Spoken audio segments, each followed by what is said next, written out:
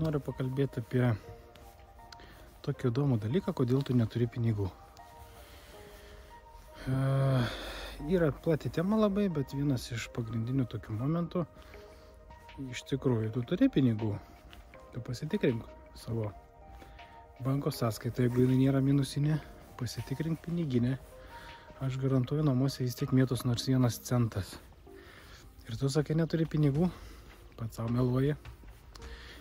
Tai aš šitą dainelę noriu pasakyti tai, kad kartais mes kalbam patys savo negatyvius dalykus, nors realybėje yra truputėlį kitaip. Mes visada turim pinigų, tik tais klausimas, kiekis koks ir kiekis mus tai tenkina. Jeigu tas kiekis yra mažesnis negu mums šiandien dienai reikia, mes iš karto sakom, neturiu pinigų.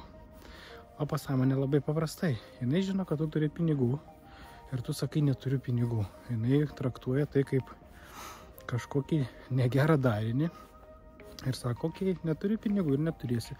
Ir pradeda dėlioti tokias situacijas, kad tu jų natūraliai neturi. Tai va, tai pradėkit mąstyti, ką kalbat. Ne veltui yra pasakyta, išėjo žodis, bus veiksmas.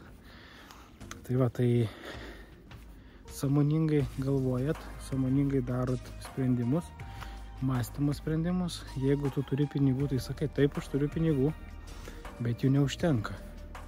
Tai tada kyla natūraliai vėl protui klausimas, kodėl neužtenka.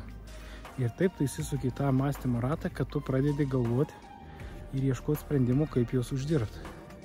Kad jų ateitų daugiau, kad jų būtų daugiau ir kad jų daugiau neišleistum.